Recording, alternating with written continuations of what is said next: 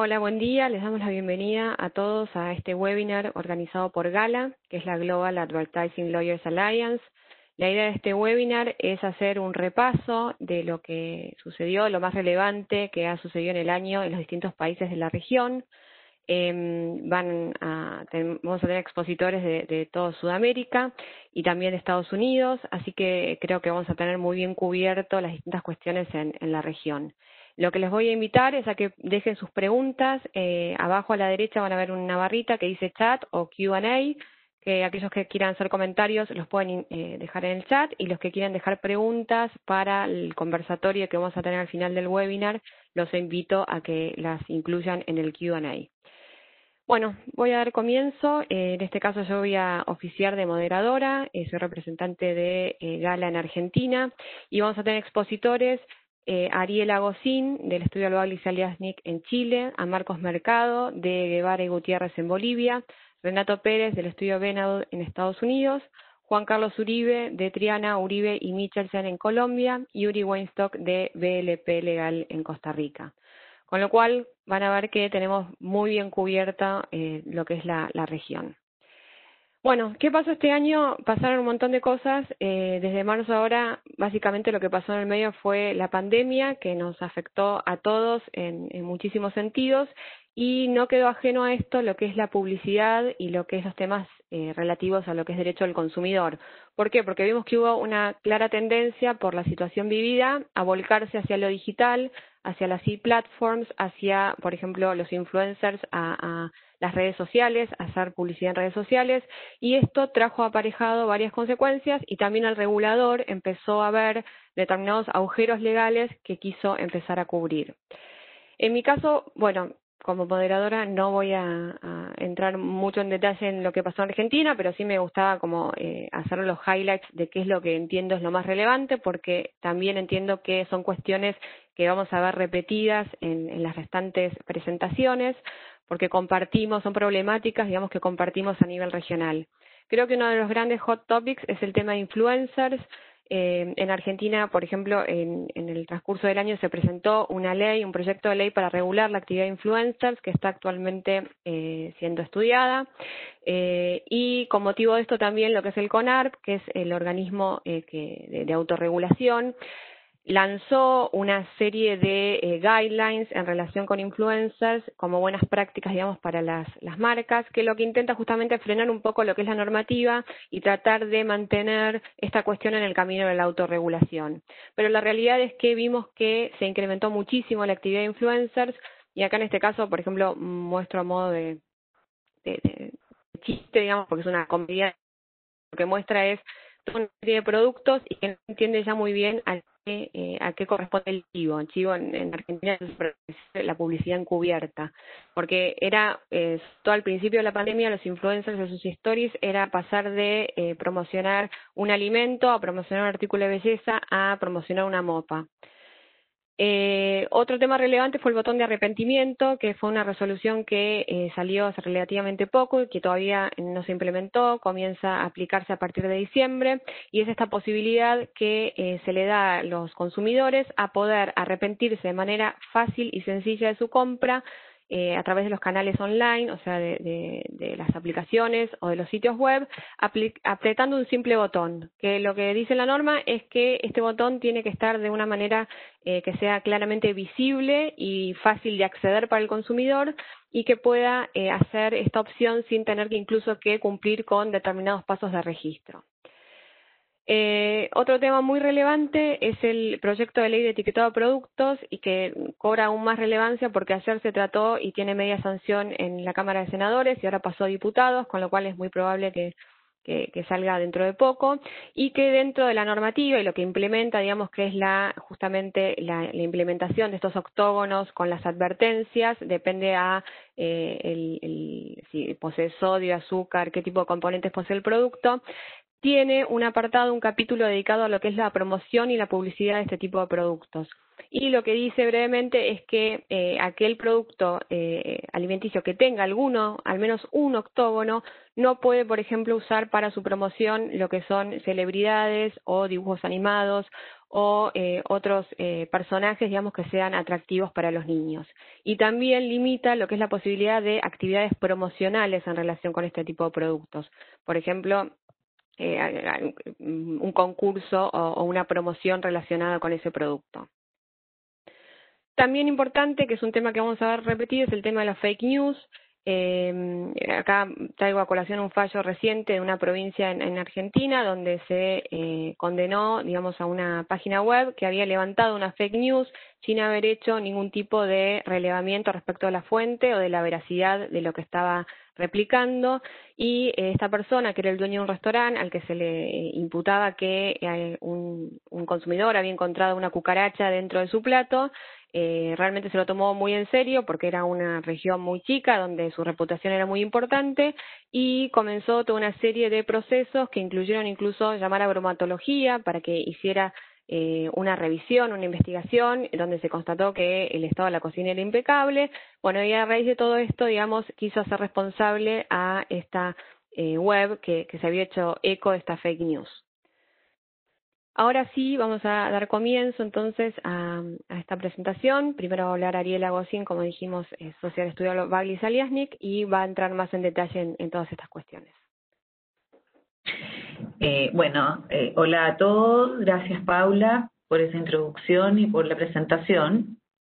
Nos han pedido que hagamos una revisión de las cosas más relevantes que ha pasado el último tiempo, y nosotros evidentemente, atendido lo mismo que Paula está contando y que algunos otros van a contar, y en Latinoamérica se ha estado siguiendo, vamos a hablar de las restricciones que en Chile comenzaron ya hace un tiempo en materia de alimentos y medicamentos, y algo, si es que el tiempo me da, para hablar también del mundo digital por todo lo que está pasando con la pandemia. Entonces, en cuanto a restricciones, lo primero es precisamente conversar sobre cómo ha ido evolucionando el tema de las restricciones. Como saben, en el mundo empezó con el tabaco, y se vaticinaba que esto iba a desembocar en otros productos, y eso es exactamente lo que ha pasado. Entonces, la primera que tenemos es la restricción en materia de alimentos, que según lo que acaba de contar Paula, en Argentina también es una regulación que está empezando, y lo vamos a ver en otros países de Latinoamérica. Entiendo que van a conversar sobre esto. Nosotros en Chile tenemos esta ley ya desde el año 2016, y fue entrando en vigencia poco a poco, hasta el 2019, que entró ya en toda su plenitud, que estableció ciertos límites para las calorías, para el sodio, el azúcar y la grasa, y restricciones para todos los productos que excedieran estos límites. Los primeros son los octágonos, de los que Paula habló en Argentina. Bueno, en Chile ya están en vigencia. Estos eran los dibujos de cómo podían verse los productos. Hoy en día los productos ya están así, todos con su octógono. Y tienen además, conllevan una serie de prohibiciones, como la publicidad dirigida a menores de 14 años, la promoción en escuelas o publicidad, y lo que ha sido muy polémico, el concepto de ganchos comerciales. Además de eso, hay un concepto muy amplio de publicidad en esta ley, que ha conducido a ciertos problemillas. Así es como se ven los productos hoy, productos que, como ustedes pueden ver, tenían figuras o tenían, incluso eran marcas, ¿no? Eran marcas de diseño o mixtas, que tuvieron que ser sacadas de los productos. Acá vemos los cereales, así han cambiado los productos. Ahora, recientemente hubo un fallo de la Corte Suprema donde derechamente, en el caso de estos chocolates que se ven ahí en forma de Santa Claus, Papá Noel o viejito pascuero, como le decimos en Chile, se estableció que esto era correspondiente a un gancho comercial. Y por esa razón se estableció que caía dentro de esta legislación. Por su parte, en un caso que está aún vigente, que está actualmente en la Corte de Apelaciones de Santiago, pero que ya se falló en primera instancia, Evercrisp, por estos productos que se ven acá, reclamó de una multa que se le fijó. ¿Y por qué? Porque cuando empezó toda esta ley se dijo que esto no iba a afectar los derechos adquiridos de las marcas. Sin embargo, empezó la Autoridad de Salud a sancionar, y este fue el que sancionó, y ellos dijeron: nosotros vamos a reclamar. El fallo de primera instancia estableció que esto, ya ni siquiera hablando solo del gancho comercial, sino que directamente estaba dentro del ámbito amplio del concepto que da la publicidad. Ahora, el bottom line de esto, o el resumen, es que aún con toda la oposición de la industria de alimentos, los estudios indican que efectivamente la gente confía en estos octógonos, le gusta esta política, y habría producido efectos a lo menos en la composición de los alimentos.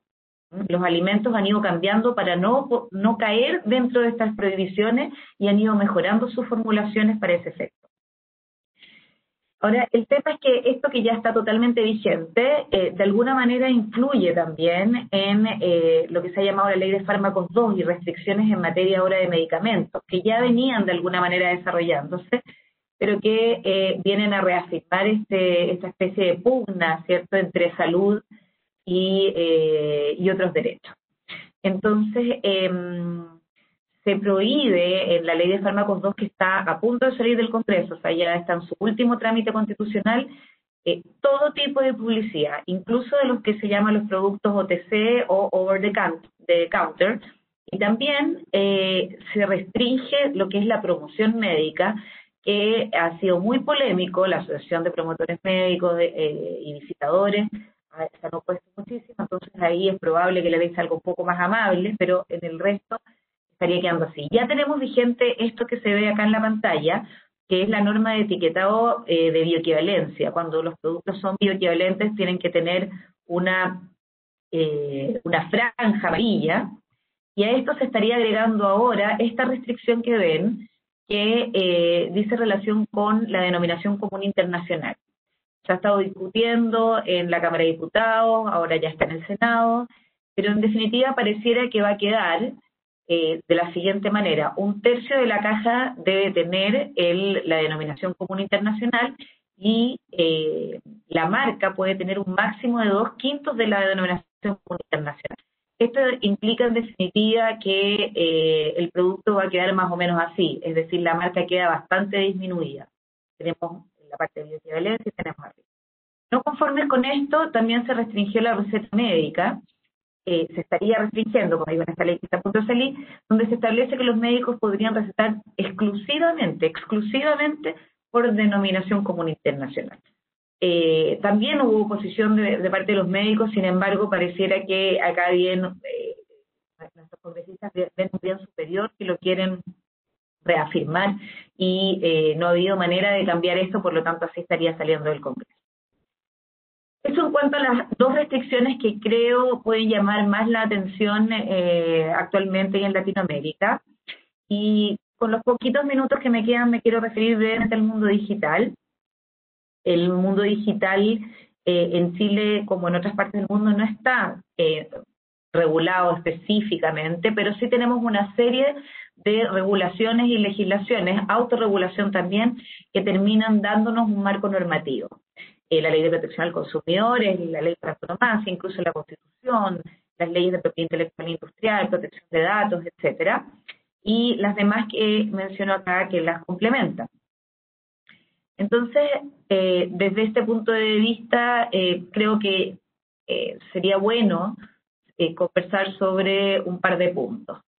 Lo primero es que respecto de los correos electrónicos, hay normativa expresa que establece cómo deben ser, en el fondo, lo que es el spam o la publicidad, y una de las cosas importantísimas, ¿cierto?, es que tiene que haber un medio en el mismo correo de cómo evitar que esto continúe llegando. Por supuesto que si después quieren más detalles, estoy disponible para explicar mejor, o incluso si es que no queda tiempo acá posteriormente.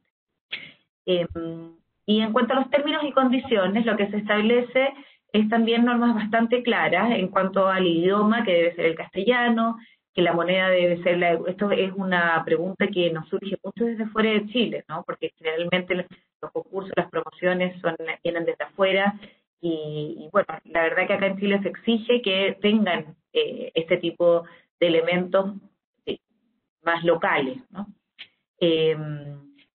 También el sistema de medidas y pesos tiene que ser, o sea, no en libras, sino que en kilos, ¿no? No en pulgadas, sino que en centímetros. Tienen que ser de acuerdo a lo que se utiliza en Chile y también deben estar los pasos que se deben seguir para celebrar el contrato electrónico y la información del proveedor. Esto es a grandes rasgos.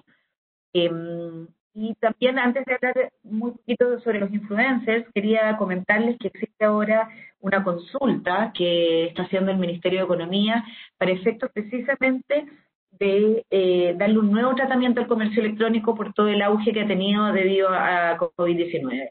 Lo que se ve en esa consulta por ahora no es algo muy distinto a lo que existe en la Ley de Protección del Consumidor, pero es interesante que todos los que tienen interés participen y también vamos a ver qué sale de eso. En cuanto a los influencers, no hay una regulación específica, pero tenemos 3 elementos: el avisador, el influencer y el consumidor. Y ahí tenemos que ver qué tipo de normativa corresponde a cada uno.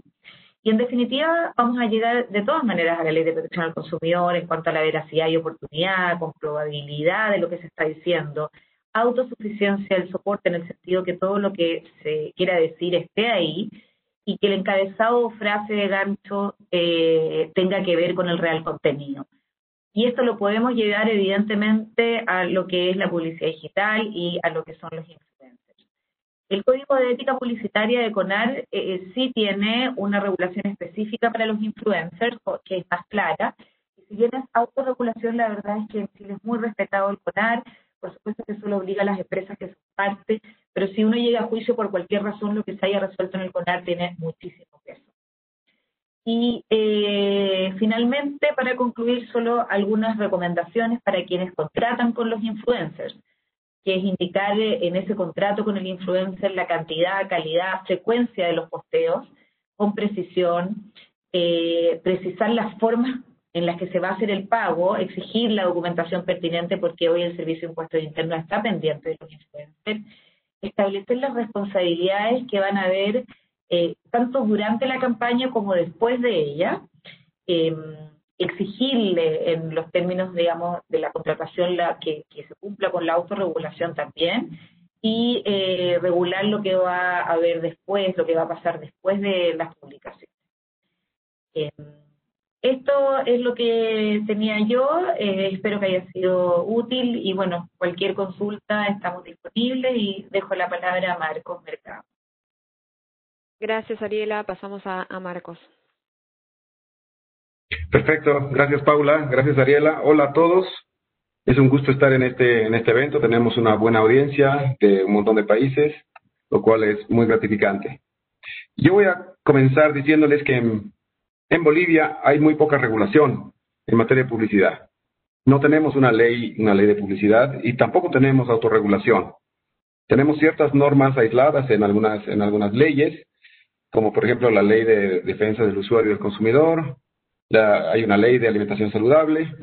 El Código de Comercio también toca tangencialmente temas muy puntuales de publicidad, pero en general el mercado no está muy preparado como para y no acata mucho estas leyes, estas normas que hay sobre publicidad. Es un poco precario este mercado boliviano todavía.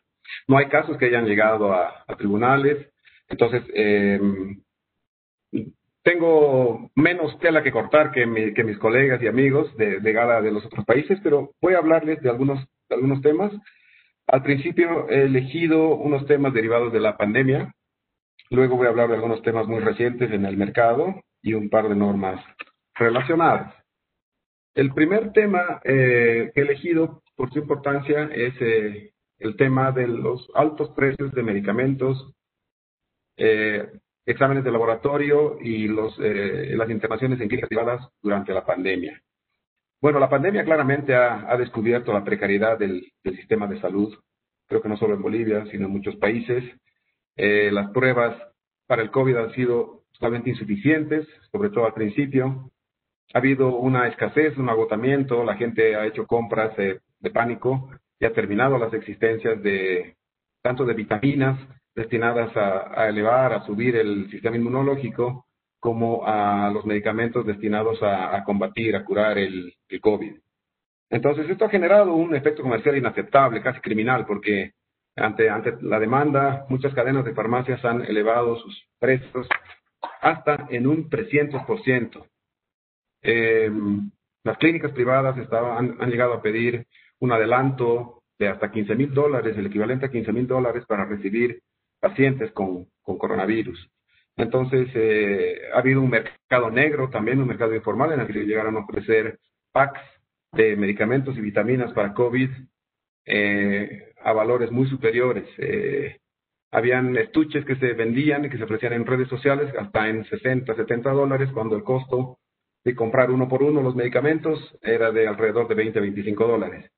Entonces, esto ha llevado al Estado, a las autoridades a regular, se han hecho operativos, se han clausurado farmacias que estaban vendiendo medicamentos sin registro sanitario, y finalmente se ha impuesto un control de precios por el que se establecieron topes de precios y tarifas para exámenes de laboratorio, para medicamentos, y se prohibía, por ejemplo, que se vendan en el mercado pruebas, porque ante la escasez de pruebas, mucha gente se ha dado a la tarea de vender e importar y vender al público pruebas rápidas, lo cual se supone que no es aceptable, sino pasar laboratorio para hacer las pruebas.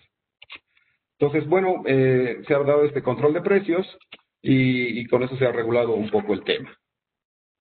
El siguiente tema es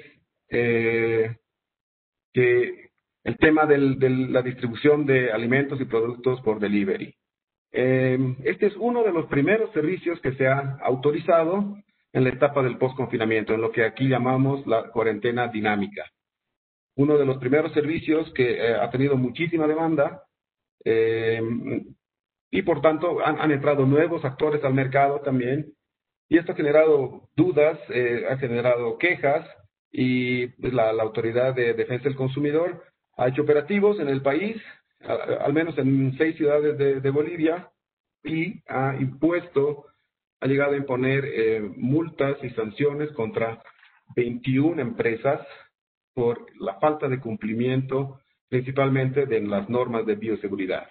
Es decir, una distancia aceptable en la entrega de los productos, el hecho de que los repartidores no llevaran el barbijo y guantes, la falta de desinfección de los lugares en los restaurantes donde había contacto con los alimentos, la falta de toma de temperatura a los repartidores. Entonces, esto ha regulado un poco, ha puesto en alerta a los servicios de delivery para que cumplan mejor con las normas de bioseguridad. Este tercer caso que les voy a comentar es un caso muy, muy reciente de estafa. Es una estafa que se hace por redes sociales. Esta concretamente es sobre el delivery de mascotas.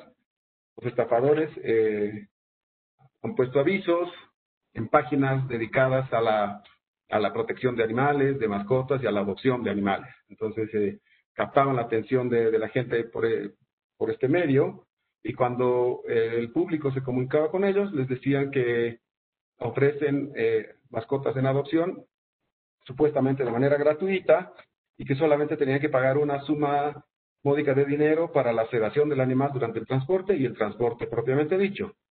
Hablaban de que el transporte iba a ser realizado por una empresa que se llama Servientrega, que es inexistente, no es conocida en el país. Mostraban credenciales falsas, con identificaciones falsas de supuestos personeros y empleados de esta empresa de entregas. Se les pedía un monto equivalente a $20 más o menos para el transporte y la sedación, y una vez que la víctima pagaba este monto de dinero, supuesto personal de Servientrega se comunicaba con la víctima y le pedía más dinero para gastos adicionales, no sé qué, y luego de ello iban cortando la comunicación y pues quedó completamente una estafa. Y hay un organismo privado dedicado a los delitos informáticos que ha descubierto este tema y ya está en manos de las autoridades, está en pleno.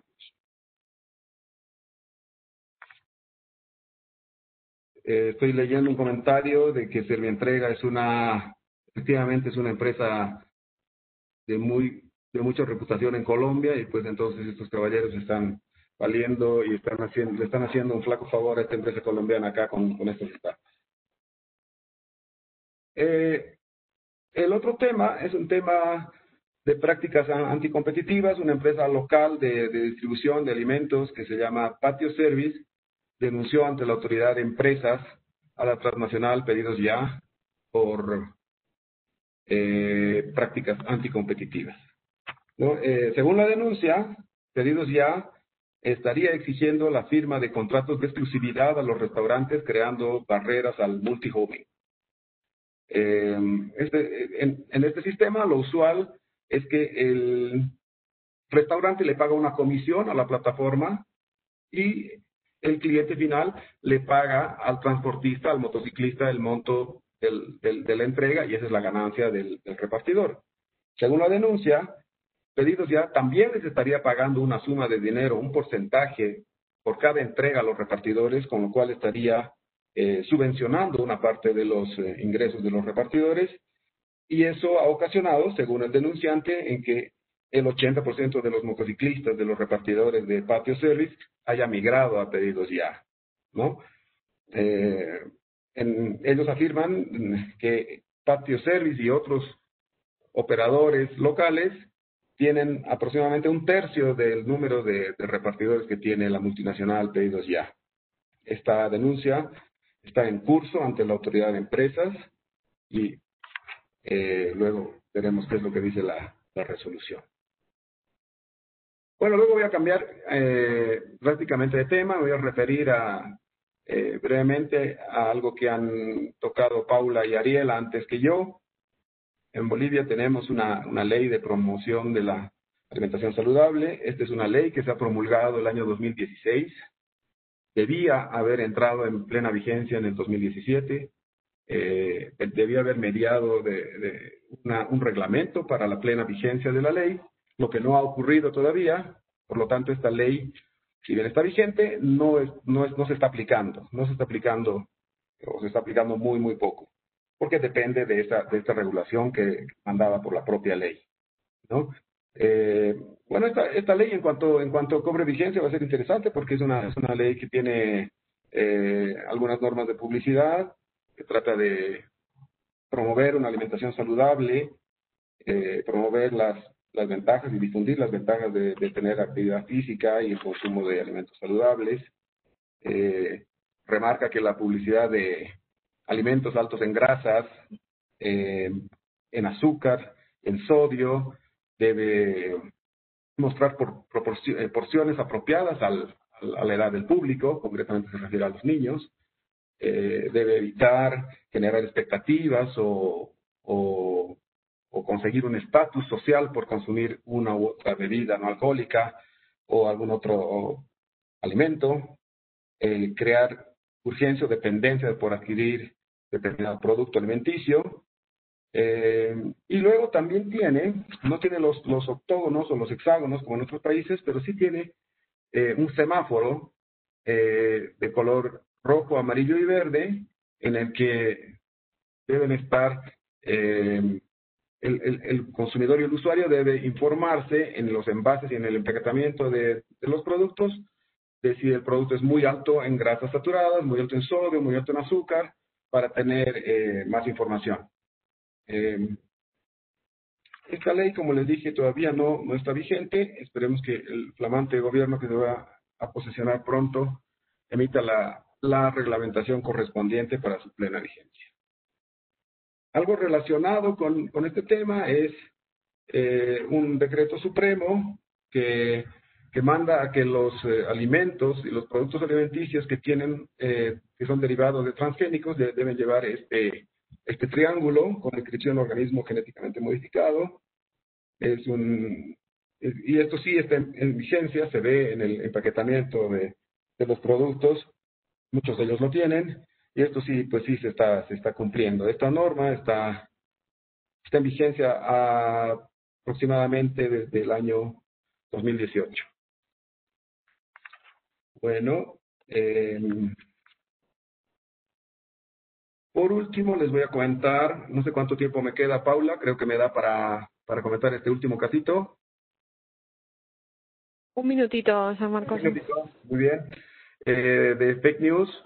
Este es un caso curioso porque circuló en una supuesta cuenta oficial de Instagram la pronta apertura de un restaurante de comida rápida, de una franquicia muy conocida a nivel internacional, en la ciudad de Santa Cruz de la Sierra.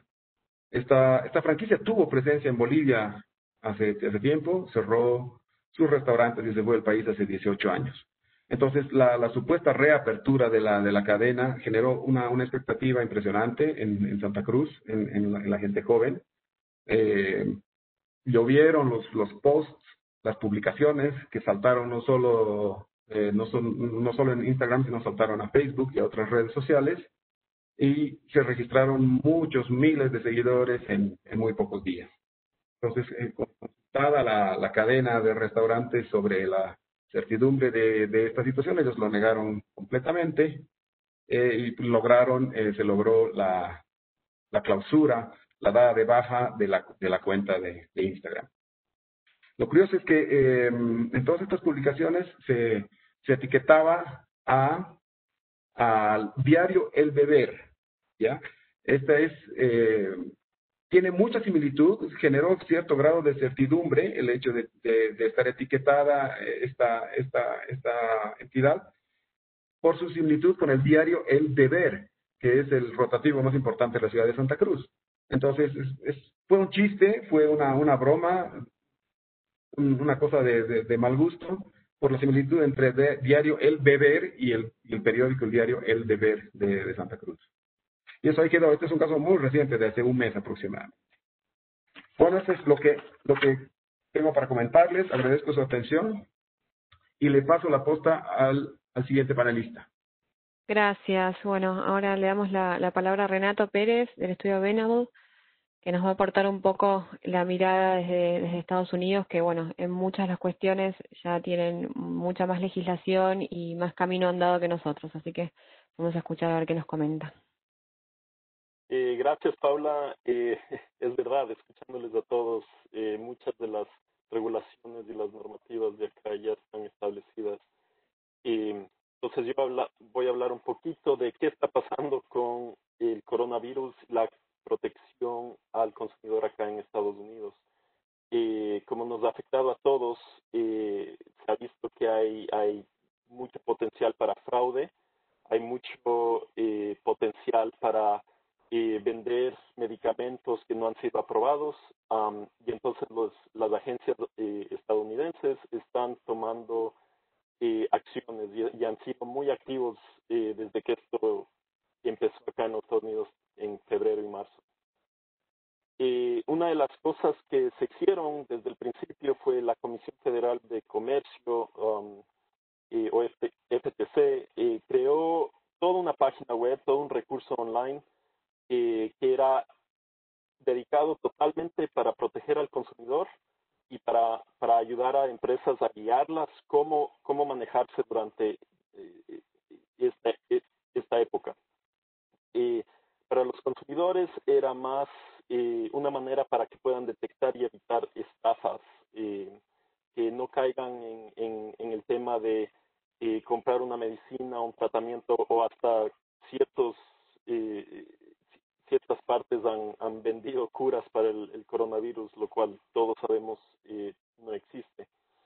Y para las empresas era cómo cumplir con la ley. Y este es un muy buen recurso, está en español, en varios idiomas, y creo que también ayuda para que el individuo, el consumidor, pueda entrar a la página y decir, esta compañía está vendiendo tratamiento, esta compañía está estafando a la gente, entonces es muy orgánica la página. La Administración de Alimentos y Medicamentos, o el FDA, también tiene una similar página web.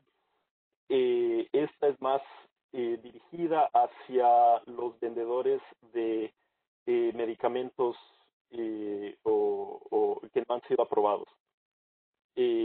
Entonces, entre el FTC y el FDA, como que se han unido para poder controlar un poco y dar la protección al consumidor durante una época donde todos estamos buscando una solución.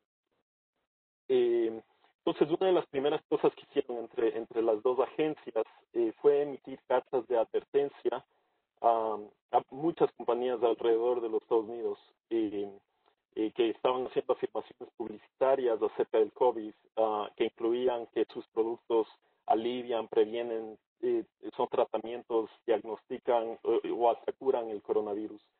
Un ejemplo de los ejemplos más importantes que hubo y que nos da un poco de razón y para poder explicarles a nuestros clientes cómo se ha manejado es que se le emitió una carta a un vendedor que estaba ofreciendo dióxido de cloro, pero en verdad era blanqueador industrial, era cloro, como un tratamiento para el coronavirus.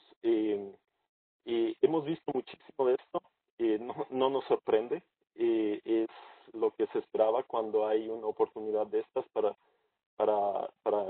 los elementos fraudulentos, pero a las compañías a nuestros clientes les hemos estado dando mucha guía de cómo manejarse en esta época, porque primero ha cambiado muy rápido y todos los días está cambiando de qué se puede decir acerca de un tratamiento, una cura, y qué no se puede decir, que es más importante. Entre estas cartas también señalaban a estas compañías que estas agencias están viendo en las redes sociales lo que está pasando, qué está pasando en los mercados online, y se basaron mucho en quejas de consumidores. A también se unió, a esas agencias también se unió el Departamento de Justicia estadounidense, DOJ. Ellos estaban un poco más enfocados en lo que es prevenir el escalamiento de precios que escuchamos que pasó también en Bolivia, especialmente con respiradores, ventiladores y hasta guantes y las máscaras quirúrgicas que se necesitan durante esta época. ¿Qué estaba pasando al principio? Muchas compañías, hasta individuos, estaban comprando muchísimo de los desinfectantes de manos y teniéndolos en su casa para venderlos a precios mucho más altos de lo que el mercado en verdad era para estos productos. Entonces, parte de esto era proteger la distorsión del mercado. También están llevando casos y están mandando cartas a los destapadores que están ofreciendo tratamientos para el coronavirus. Esto puede ser curas falsas, hasta las vacunas. Hubo un tema en el que hay estafadores que están mandando información de una posible vacuna y de cómo experimentar con esta vacuna y si consumidores quieren ser parte de este nuevo tratamiento. Muchos son dirigidos hacia la comunidad latinoamericana también. Entonces, todo lo que está pasando es en español también. Entonces, la protección es general. Y el último tipo de estafa que también han estado viendo es la de suministro. Compañías que crean una página web en una noche, convencen a consumidores que paguen muchísimo por un tratamiento para el coronavirus y al día siguiente ya no existe esa página, lo cual es muy difícil de controlar, pero lo están intentando hacer de la manera más eficiente posible. A nivel estatal también ha habido un poco, los reguladores también están muy activos. En Nueva York, por ejemplo, la fiscal general envió cartas también a compañías que estaban afirmando que sus productos podían prevenir o curar el coronavirus. O sea, estamos viendo lo mismo a nivel federal y a nivel estatal. Nuestros clientes obviamente están viendo cómo manejarse en esta época, cómo poder presentar sus productos de la mejor manera sin atraer estos reguladores. Uno de los casos más famosos fue que en Missouri el fiscal general presentó una demanda contra un predicador muy famoso acá en los Estados Unidos, se llama Jim Baker, porque él estaba diciendo en su iglesia que este Baker Silver Gel podía tratar el coronavirus. Y entonces está ahorita peleando con el regulador en Missouri de que sus afirmaciones no eran falsas.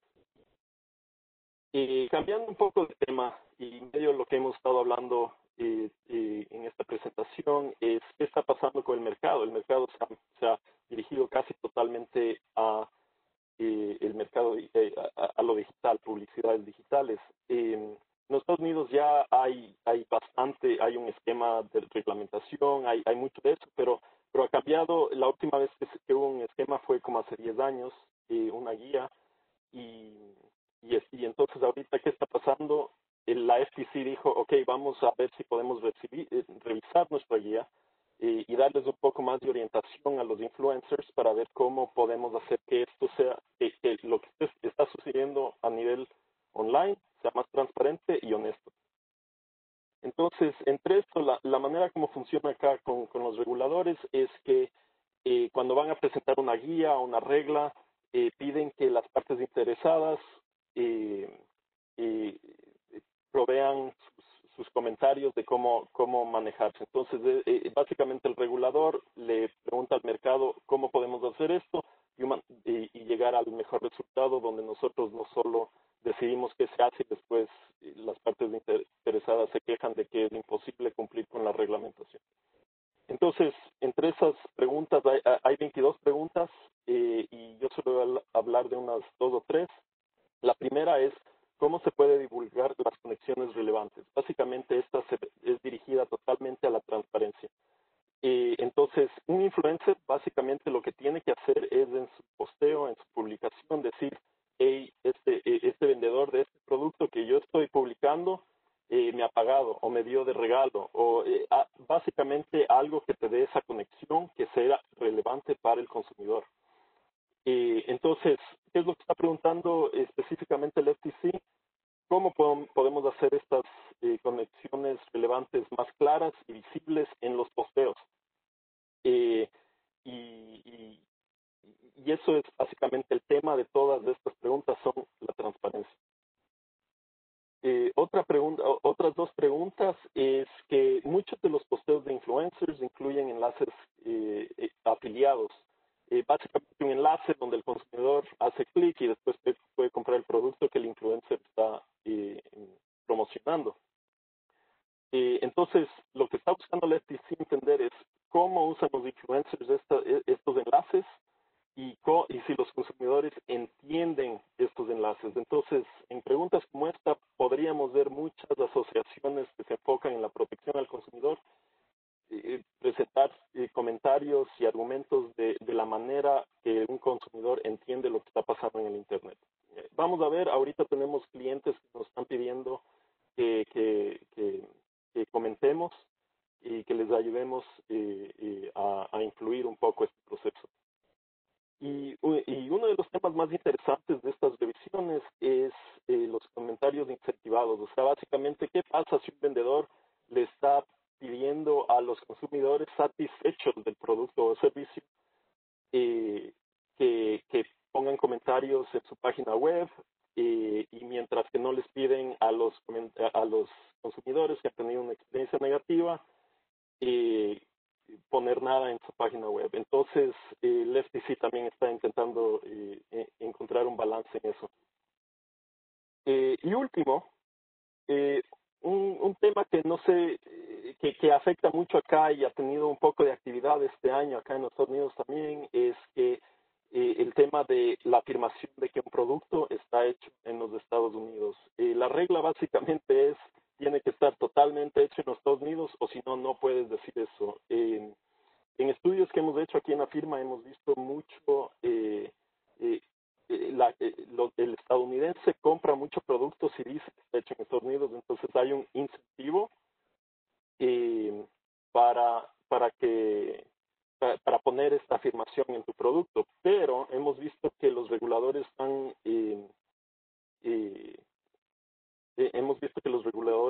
activos y les están cayendo con multas grandes por ejemplo, Williams Sonoma le cayó una multa multimillonaria porque dijo que sus productos estaban siendo hechos en los Estados Unidos, mientras que parte del producto era importado o ciertas partes del producto no eran totalmente hechas en los Estados Unidos. O sea, hay que tener bastante cuidado con esto. Esto es lo que ha pasado acá en los Estados Unidos a nivel medio alto, y con eso muchísimas gracias.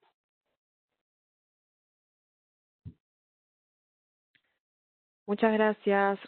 Ahora pasamos a Juan Carlos Uribe, socio de Triana Uribe y Michelsen, que nos va a contar un poco qué es lo que estuvo pasando en Colombia. Ok.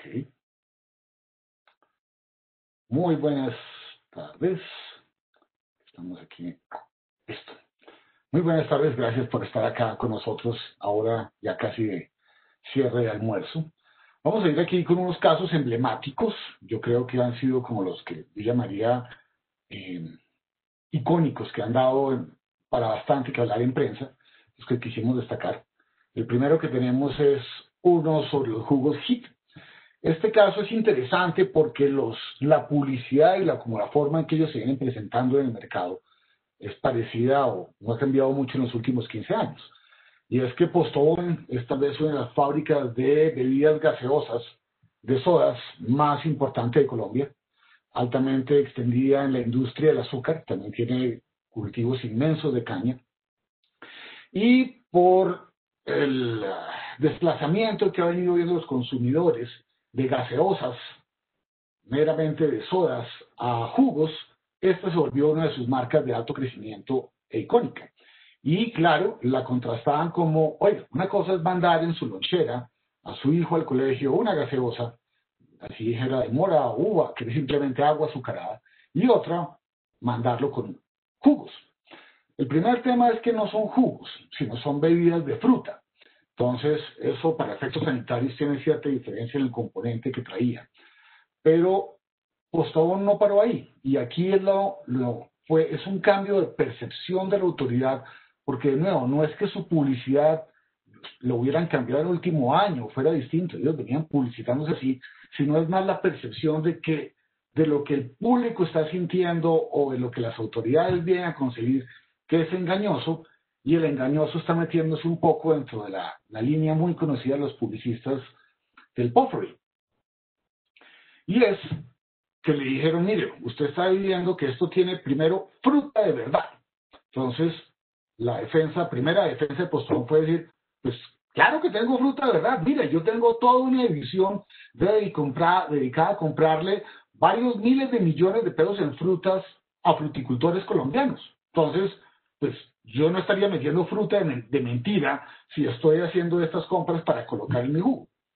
Sin embargo, la parte interesante en la que la superintendencia le dice, no, fruta de verdad quiere decir que su producto tiene fruta de verdad, no que el componente es de fruta, y en todo caso, lo que usted tiene ahí es muy poquito. No me parece que sea como para decir que haya fruta desleída, que sea una fruta de verdad. Algo que tiene, este caso está en apelación, hay que decir, no es una decisión final, pero obviamente Postobón quedó un poco fuera de base ante esa afirmación. La segunda fue otra frase típica de puffery que decía, lo mejor para la lonchera de tus hijos. Y le dijeron, eso no es lo mejor puede ser una fruta, puede haber productos que son, dijo, pero obviamente esto es una frase que tiene que ser entendida dentro de un contexto publicitario hiperbólico. Le dijeron, no, usted es siempre engañoso porque resulta que hay ingredientes que son artificiales. Y entonces, y como fruta no es lo que usted pueda considerar que es lo más deseable para llevar, especialmente en el caso de publicidad para los niños, y donde los padres van a tratar de ser especialmente conscientes, y usted le hace una promesa de valor de salud que no está cumpliendo. Ese fue digamos, a donde vamos. El otro es un tema, digamos, novedoso por tecnología, y es que aunque en Colombia las llamadas automáticas a diferentes personas para que les hable una máquina no son muy frecuentes, particularmente porque los consumidores, uno, no les interesa o simplemente lo cuelgan de manera inmediata y no existe la dinámica para poder enganchar al receptor en la conversación, pues por costos empezaron a ofrecerlos y decían que estaban impulsados por ingeniería artificial, que la decisión de quién o qué no llamar y sobre qué o no convencerle tenía que ver con ciertos algoritmos o matrices que estos oferentes le decían a los anunciantes podían enfocarlos mejor que simplemente una llamada al azar con base en números del listado telefónico. Y la superintendencia, de nuevo, actuando de forma proactiva, le dijo no, que la legislación no hable en ningún momento de qué tratamiento darle a las llamadas por robots o por inteligencia artificial. No quiere decir que no tengamos unos principios bajo la ley de protección de datos que son suficientemente claros en que si usted va a llamar a alguien para darle información publicitaria bajo la ley de protección de datos es porque esa persona dijo que autorizaba recibirle. Y estos algoritmos que ustedes están utilizando y están armando no me establecen que la autorización específica que el consumidor puso estaba para eso. No me lo ponen, no me lo organizan. Usted no me puede decir que una autorización general de que sí me puede conectar dado un tercero implica además el procesamiento a través de algoritmos de datos para llamada artificial y le hizo provisión absoluta. Ahora, este caso de influencers, también que viene a ser novedoso, es porque hasta principios de este año, y el giro que se le da a este influencer es relevante, los influencers eran más como presentadores, era entendido como un actor el que le daban un papel, él lo representaba y hacía unas ofertas de valor comercial sobre el producto y sus beneficios, pero no tenía ningún tipo de responsabilidad de venir a investigar si lo que él estaba manifestando era cierto.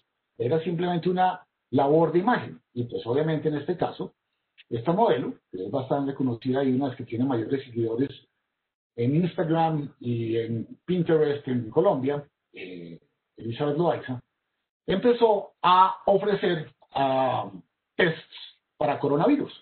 Y empezó a decir que obviamente eran maravillosos, fantásticos, homologados, sin que el INVIMA le hubiera dado la autorización al fabricante de estos tests para ofrecerlos, y porque los requisitos de lo que ofrecía no tenían ningún sustento.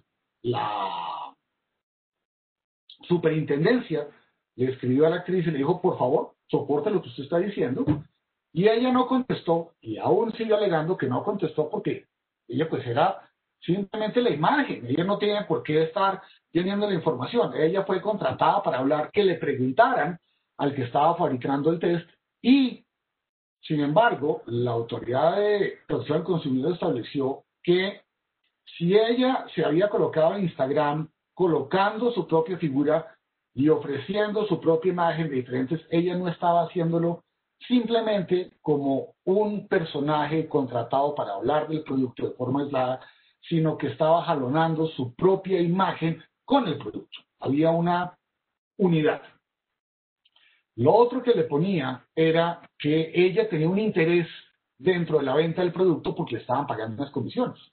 Entonces, dado que ella sí participaba de lo que se pudiera vender o no, era una parte que estaba dentro de la ecuación económica y la sancionó directamente. Y pues para una persona natural, una multa de casi $500,000 es salvaje.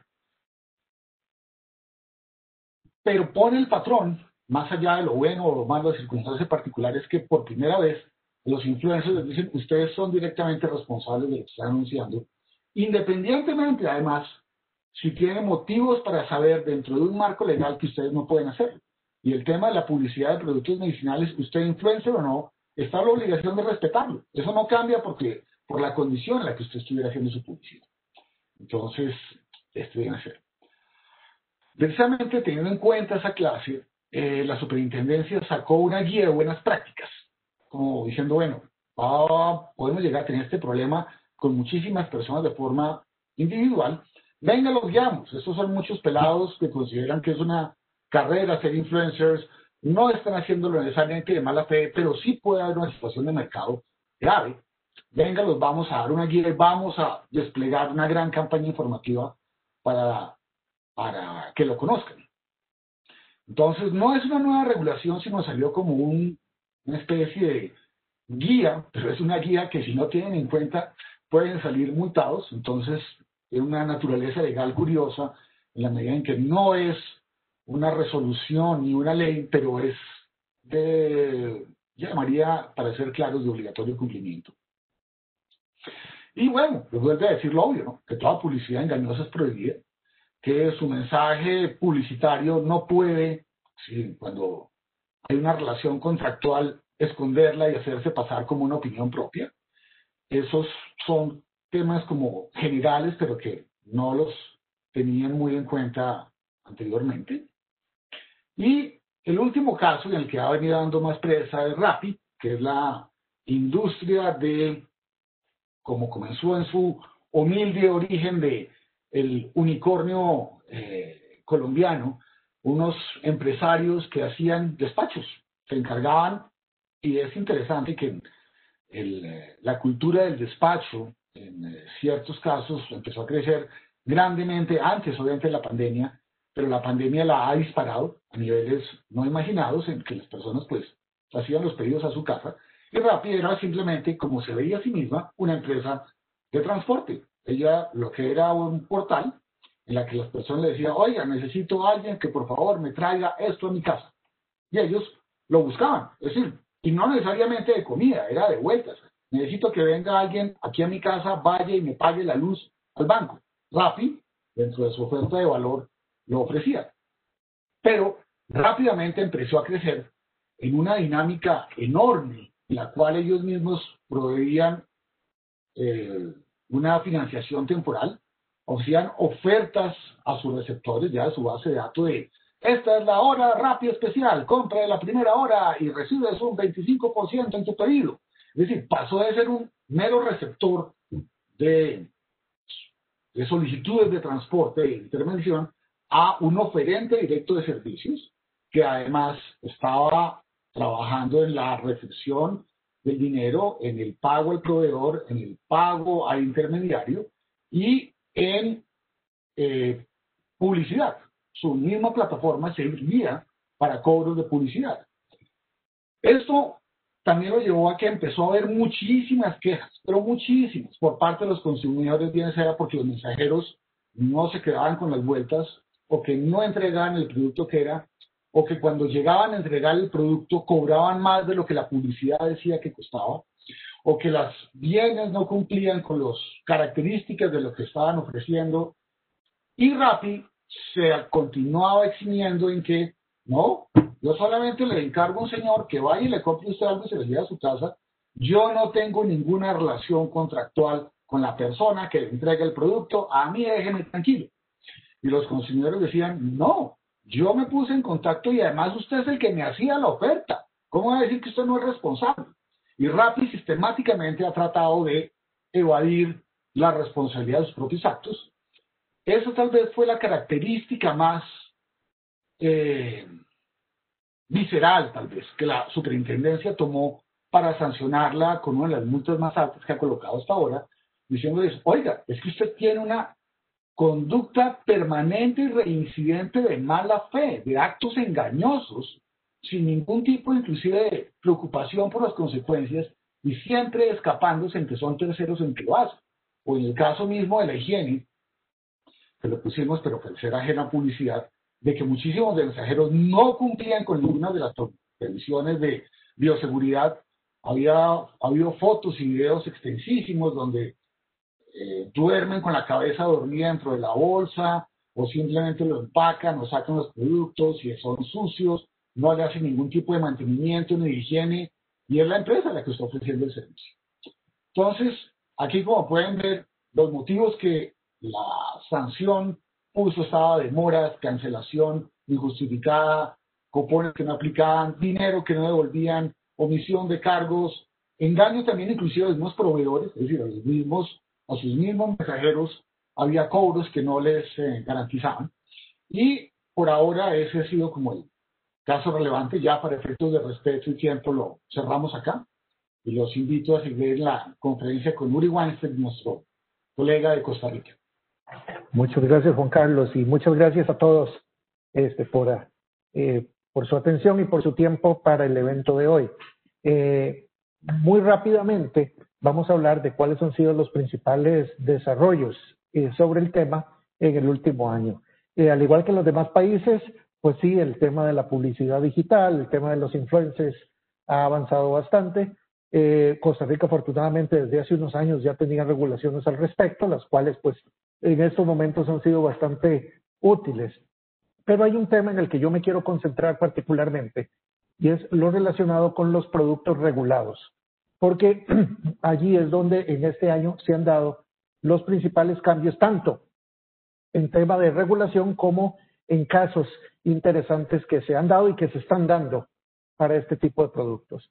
El primero de ellos es alimentos. Siguiendo la tendencia de otros países, sabemos que Chile ya tiene regulaciones, México tiene regulaciones muy agresivas también ambos sobre el tema de etiquetado, pues en Costa Rica se presentó un proyecto de ley al respecto.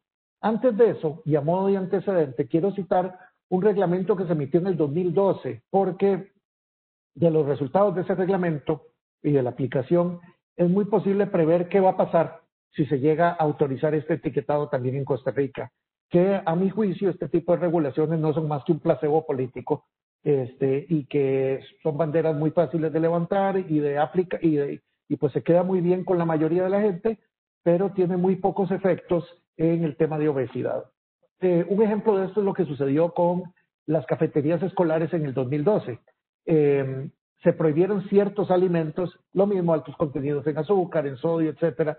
Al final casi que todos los snacks y todas las bebidas carbonatadas estaban prácticamente prohibidas.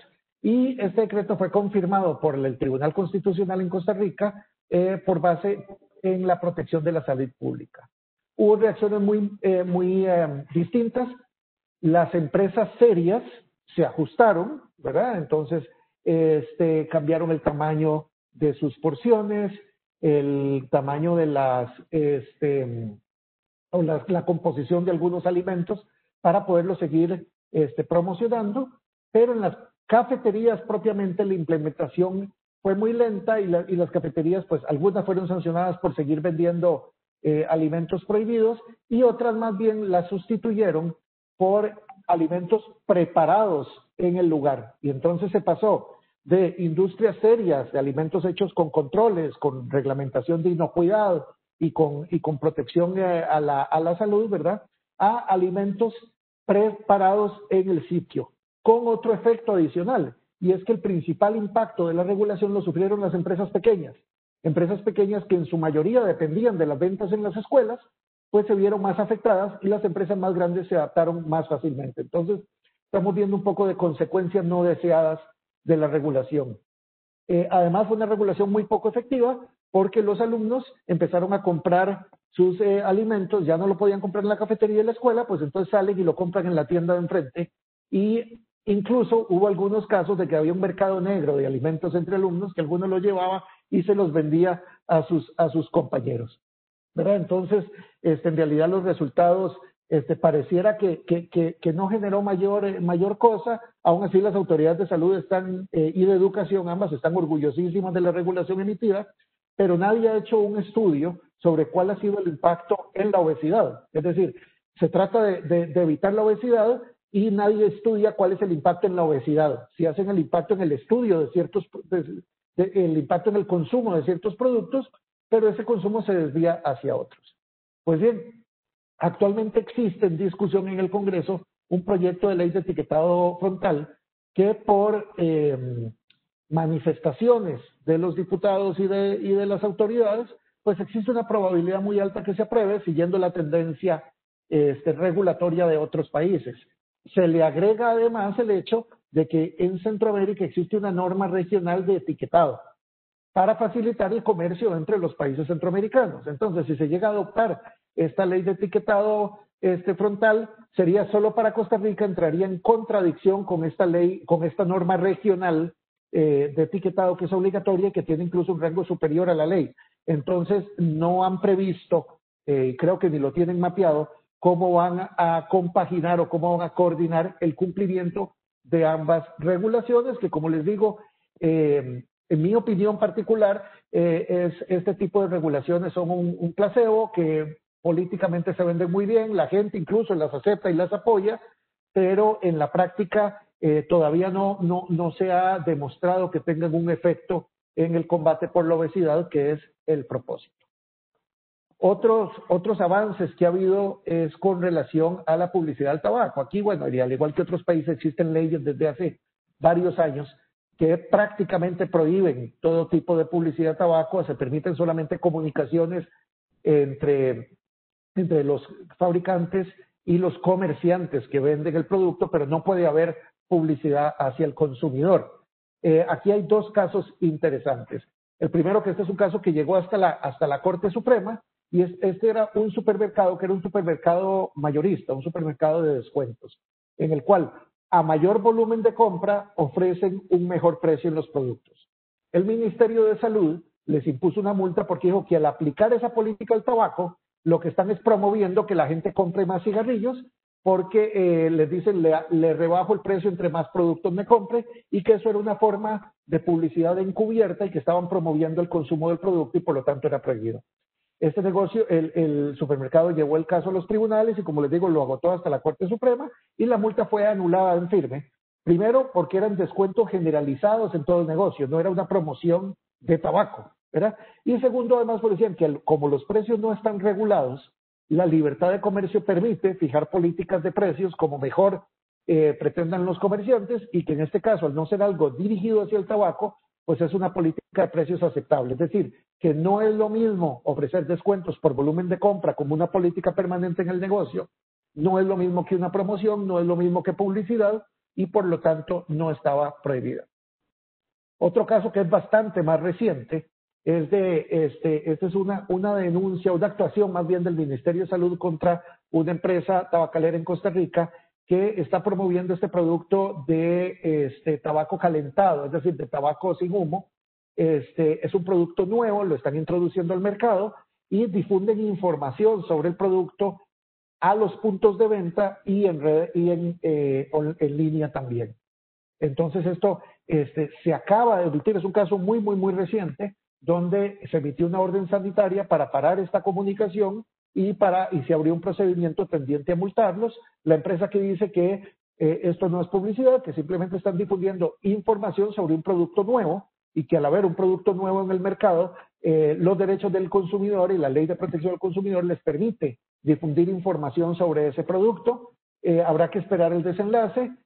Por los antecedentes, sabemos que el Ministerio de Salud siempre tiene una postura muy definida en contra de cualquier actividad que se haga en esta industria, por lo que pasarán varios años si es que el caso llega a los tribunales para saber cuál es la resolución definitiva.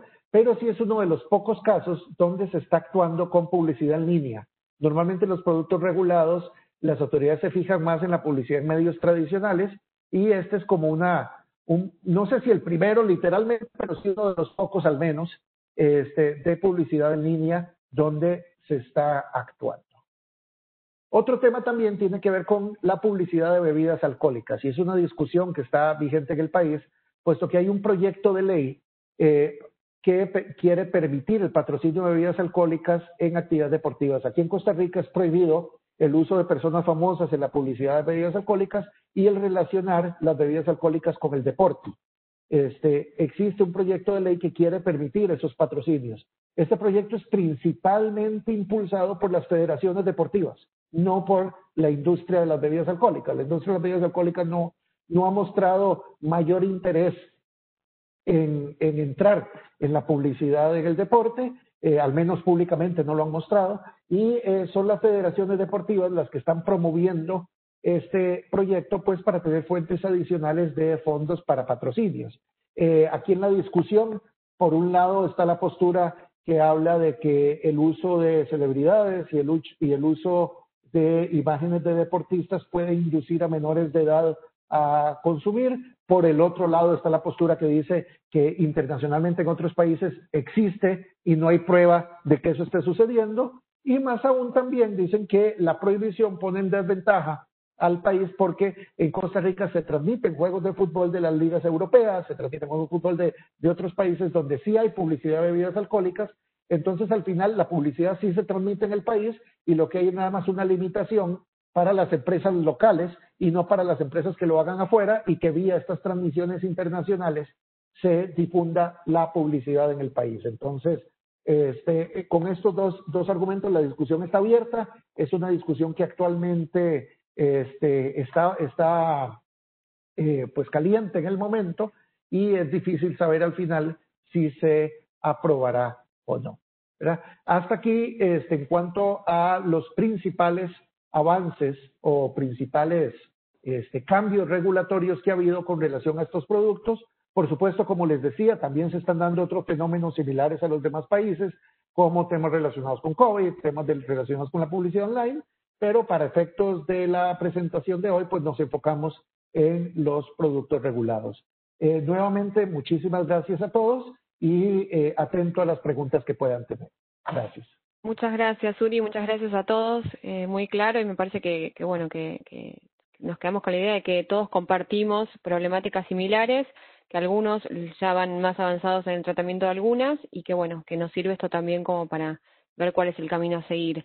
Por ejemplo, nos consultaban acá, Juan Carlos, respecto de esta guía de influencers que mencionaste vos, si es de cumplimiento obligatorio o no, o si es optativo. Ahí en un punto es que salió como una sugerencia que no tiene la característica de ser técnicamente una ley, pero para efectos de lo que, como entendemos que la superintendencia va a juzgar a casos futuros, si un influencer se aleja de la misma y de alguna manera no la tiene en cuenta o la pasa de largo, es probable que las sanciones sean mucho más largas, porque la idea de que, oiga, yo la verdad no sé qué estaba haciendo, esto es novedoso, yo estaba acá de bacán, como haciendo un trabajito de cuando tenía tiempo libre, no van a estar las autoridades tan tolerantes para futuras violaciones de temas publicitarios una vez haya pasado, digamos, una vez tenga más difusión esta guía. Entonces, no se presenta como obligatoria, pero mejor es como esas respuestas de que no tienes que hacer lo que yo digo, pero mejor que lo hagas. Es un poco la aproximación.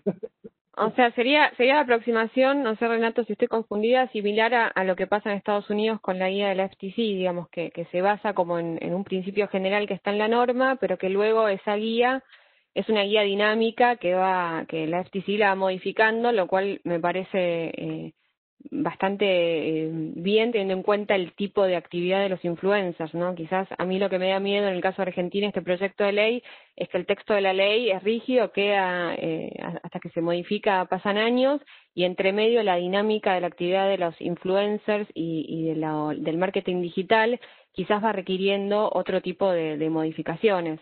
Entonces, por ahí esa estructura de tener los principios generales en la ley y una guía que se puede ir adaptando, el regulador, me parece como una opción que sería una opción válida para implementar en la región. Renato, ¿estoy confundida con lo que digo respecto a la FTC?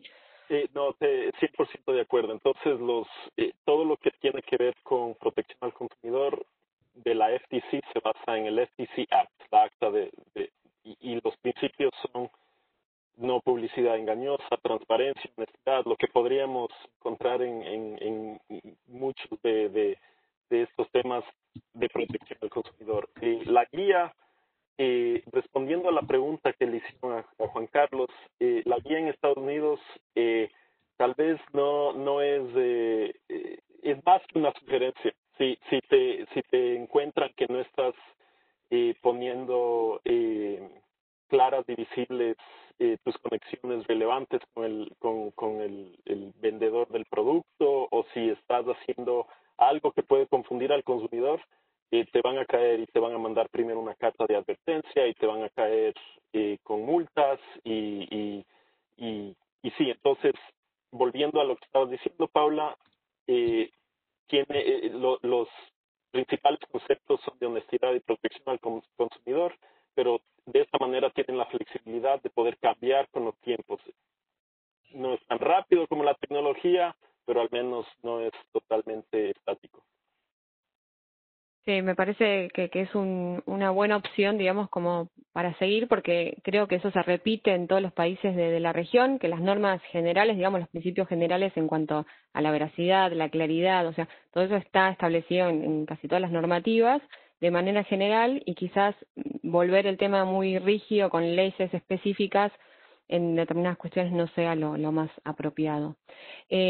Renato, también nos consultan respecto de lo que mencionaste del claim hecho en Estados Unidos, si se sabe qué porcentaje de los productos que se ofrecen en Estados Unidos son hechos en los Estados Unidos. No tengo esos números al frente mío y podría consultarlos. Y lo puedo mandar a la persona que esté interesada. Por favor, un email rperez@venable.com y lo puedo consultar y puedo ver si puedo llegar a un número, pero al frente mío no tengo. Buenísimo, gracias. Después, respecto de el tema de etiquetados de productos, nos consultan, Ariela, en Chile, ¿cómo afectó esto el tema de la publicidad de productos que estaban asociados con, por ejemplo, juguetes para niños o con celebridades o personajes que están relacionados con la infancia? Bueno, lo afectó bastante. De hecho, en Chile ya no encuentras productos como eran, por ejemplo, el Kinder Sorpresa, que era es un producto que se vende en otras partes con mucho éxito, y acá era un producto muy exitoso. Todos los dulces que tenían alguna figura encima, como tú hablabas, la cajita feliz de McDonald's que venía con un producto promocional. Las imágenes también tuvieron que ser eliminadas, y yo les comentaba de un caso que hubo, que está todavía vigente, ¿no? Donde directamente se demandó al Estado, se reclamó de la multa respectiva, porque había un compromiso del Estado de no pasar a llevar las figuras que de alguna manera estaban registradas como propiedad industrial. Sin embargo, de todas maneras se han sancionado.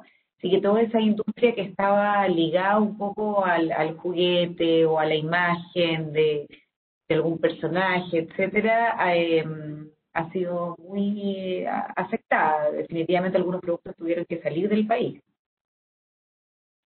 Y quizás lo interesante también, perdona, relacionándolo con lo que decía Uri respecto de Centroamérica, que tienen este tratado que los obliga a unificar de alguna manera las normas de etiquetado para efectos de la comercialización.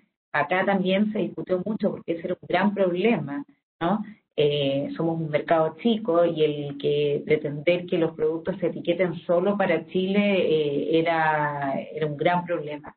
Y la verdad es que es un problema no resuelto. Los productores están tratando de hacer ciertas cosas de tal manera de poder comercializar con el mismo envasado en otras partes, pero ha sido un gran, digamos, escollo que superar para la industria. Y en ese caso, ¿cuánto tiempo se dio a la industria para que se pudiese adaptar a la nueva normativa? Mira, como estaba contando Marcos, que pasaba en Bolivia, acá también hubo un tiempo entre que se dictó la ley y se dictó el reglamento, y ahí hubo tiempo más o menos importante. De todas maneras, la ley también establecía un tiempo para entrar, que si mal no recuerdo era de 6 meses, pero además fue progresivo, es decir, se fueron bajando las azúcares, los requisitos, digamos, de azúcar, de grasa, etcétera, año a año, de tal manera que la industria pudiera ir poco a poco cambiando sus ingredientes y adaptarse. Y en la última, que ya es la que rige, fue el año 2019. Ok, o sea que en la experiencia de ustedes, digamos, fue positiva en el sentido de que la industria se fue adaptando, no modificando, digamos, respecto de los octógonos, sino modificando el contenido de los productos para hacerlos más saludables. Eso sí, es lo que la industria ha intentado. En algunos casos es imposible, porque hay ciertos productos que no pueden superar esos límites por sus características. Entonces, en los casos en que se ha podido, lo han ido haciendo de a poco. Y después nos consultan respecto de influencers en general, el tema del enforcement. Ahí Juan Carlos había comentado un caso reciente de un influencer en donde se le aplicó una multa. Conocer si esto, digamos, es una práctica habitual, la del enforcement respecto de los influencers o respecto de las marcas o respecto de ambos en cada uno de los países. Lo que hemos visto nosotros es que la superintendencia no es que tenga una división que esté supervisando lo que pasa en Internet y diferentes influencers, yo creo que porque quedaría desbordada, pero sí los competidores entre ellos mismos se siguen y están empezando a utilizar ese tipo de normas un poco para autocontrol y obviamente de quejas por parte de los consumidores. La superintendencia también puede actuar autónomamente si por sí misma encontró una publicidad que no está de acuerdo y sanciona, pero yo creo que es un patrón que viene en crecimiento, es un patrón que viene siguiendo y obviamente en la medida en que la publicidad se está desplazando hacia los influencers, los casos que vamos a ver de este tipo se van a venir dando con más frecuencia aquí en Colombia. Pero lo que vemos usualmente es que se va, digamos, contra la marca y no tanto en sí contra el influencer. Yo lo que entendí de lo que mostraste es que originalmente sí, originalmente sí va más contra la marca y no contra el influencer. Aquí, con este caso de la modelo, pero los nuevos guías que sacó la superintendencia es para decirle a los influencers, oiga, a ustedes ahora yo también los voy a empezar a perseguir porque yo considero que ustedes se han vuelto parte de la cadena de valor y no son independientes y no son menos spokesmen de la marca, sino son personas que tienen una responsabilidad frente a sus propios seguidores porque ustedes son marcas por sí mismos. Entonces, al usted aliarse con marcas para presentarse usted también, usted tiene que tener responsabilidad frente a lo que dice, independientemente de que el producto no sea organizado ni comercializado por usted. Ok, o sea que la tendencia es también que el enforcement sea respecto de los influencers en sí. Correcto. Y en el resto de los países, Uri, Ariela. A ver, yo... Uri, dale. No, adelante, Ariela, adelante, por favor. No, a ver, no hay mucho control. Pasa un poco lo que dice Juan Carlos también, que las empresas unas a otras se acusan cuando encuentran cosas. Lo que sí la autoridad tributaria ha llamado a la acción y ha dicho que efectivamente se van a preocupar de los influencers y que van a ver desde el punto de vista tributario cuánto están ganando, qué están ganando, etcétera. Desde el punto de vista más de lo que es el derecho y la regulación publicitaria no ha habido mucho control, pero en el pasado influencers antiguos que salían en televisión, ¿no? O el entorno, han tenido problemas ellos mismos, no solo la compañía, no solo el avisador. Aquí en Costa Rica ha pasado un fenómeno bastante curioso y es que todos los controles informales, por decirlo así, la reacción de la gente cuando pasa algo malo con publicidad de influencers, normalmente va contra el influencer, ¿verdad? Y entonces uno ve las reacciones en redes y todo van contra el influencer y no contra la marca. Las acciones de las autoridades para aplicar la ley sí van contra la marca normalmente y rara vez contra el influencer. Entonces pasa a la inversa, ¿verdad? Es decir, el juicio mediático de la opinión pública la toma contra el influencer y las acciones oficiales o los canales formales normalmente van contra la marca. Buenísimo. Bueno, no tenemos más preguntas, creo que fueron todos muy claros y completos en la exposición, así que les agradecemos. Quedamos a disposición de todos para preguntas adicionales que pudieran tener respecto a cualquiera de estos temas. También los invitamos a que sigan nuestras redes sociales y los distintos canales de comunicación de Gala, como el blog, la cuenta de LinkedIn, en Instagram, en Facebook. Y por otro lado, bueno, dejarlos, ahí están justamente, gracias, Stacy. Las distintas fuentes de canales de comunicación quedamos a disposición y todos aquellos que estuvieron registrados les va a estar llegando un link con la grabación por si se perdieron alguna parte de la presentación. Nuevamente, muchas gracias a todos.